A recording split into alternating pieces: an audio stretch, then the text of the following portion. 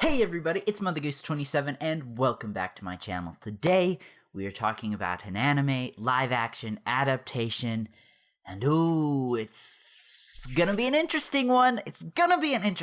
So if this is your first time watching one of my So I Finally videos, I typically try and have a structure to how I do these. I talk about the characters, the story, either the animation, if it's animated, maybe the cinematography, if it's live action. I try and talk about the music. I try and have a structure. Not today. This movie has me so messed up. I'm just gonna yell at the camera for a couple minutes, and I hope that's okay with you guys, because I have a lot of feelings that I need to get out.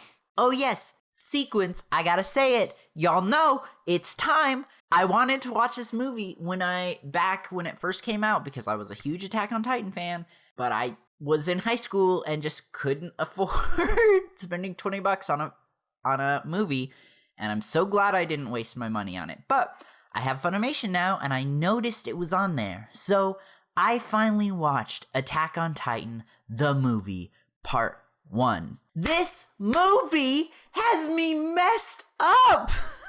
I swear,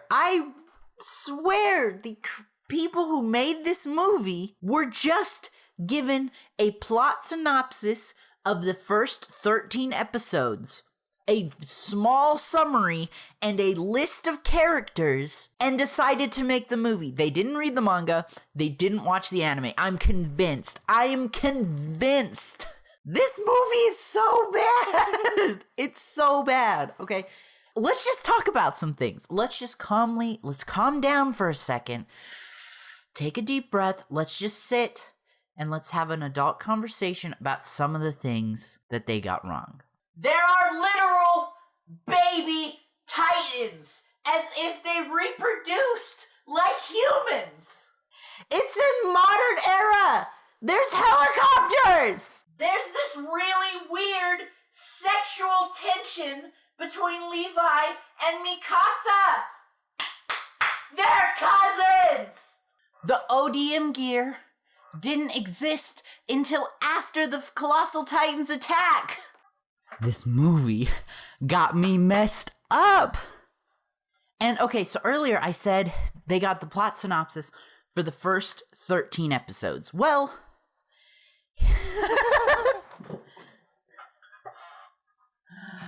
I'm out of breath. Okay, it's so weird because, okay, this is where we're getting into some spoiler territory. So if you haven't read the manga or you haven't watched the anime, just be warned.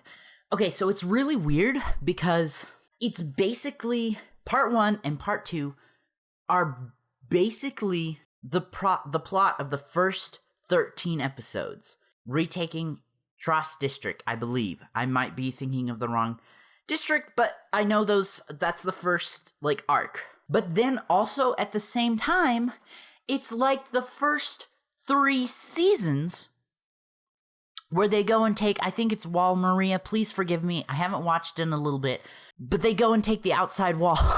And it's like they took these 2 storylines and kind of meshed them together. So I haven't watched part 2, but I've watched the trailer, so I kind of have an idea on what happens in part 2. But part 1, basically, we meet the characters. There's the attack. The Colossal Titan kicks down the wall. The Titans get in. Eren and Armin join the Scouts. Plot twist, Mikasa gets eaten by the Smiling Titan.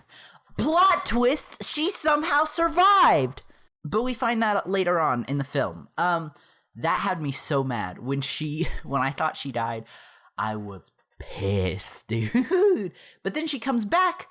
But then she's got this weird sexual tension with Levi, like I said earlier, and it just pisses me off. It's gross. They're cousins. I swear the people who made this movie don't know. They didn't know. Listen, this goes for anything. I don't care what you're making a live action adaptation for. Don't start making the film until the media that you're adapting is finished. The I Am Number 4 movie came out before even the second book came out. And there's 7 or 8 books in that series. Eragon, same thing. The second book might have been out at that point, but you don't know what's going to be important to later pieces of media. So you don't know what you can leave in the film and what you can take out.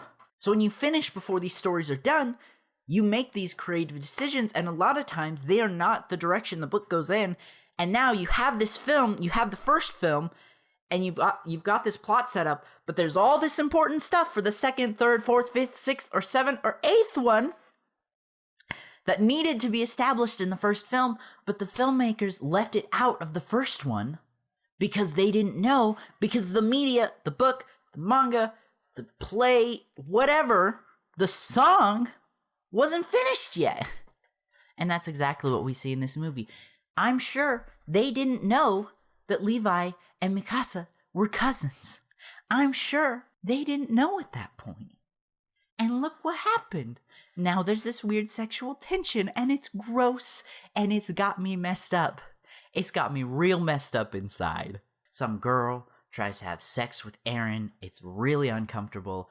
Eren's uncomfortable. It's uncomfortable to watch. Sasha and Armin have this like weird romantic tension. Armin's out here trying to steal Connie's girl. Yes, I ship Connie and Sasha, and I will not be taking criticism. I think I've yelled about this enough. Here's what I really want to say. This movie made me laugh so hard. There are few movies that have made me laugh as hard as this one did, and it was just how ridiculous everything was. I just broke out laughing. It was so funny. Like, just everything that happened. It was so bad. I couldn't help but laugh. So here's what it really comes down to. Here's what it really, really comes down to. Would I recommend this film? Yes, I would. You should. I know I've yelled about it a lot, but you should definitely watch this film if you haven't. Don't go in expecting a good live-action adaptation. Go in knowing it is a bad live-action adaptation, and you're just going in to cringe. And that's a perfectly okay viewing experience, in my opinion. Also, please don't talk about season 4. I haven't seen it yet. In the comments, I'd appreciate it. Anyway, again, I'm sorry this wasn't like one of my normal soy finally. I had a lot of feelings. I had a lot of feelings about this film, and I just really needed to talk about it. Anyway, so if you enjoyed this video, please consider leaving a like and subscribing to join the flock, and I will see you in the next one. Mother Goose out.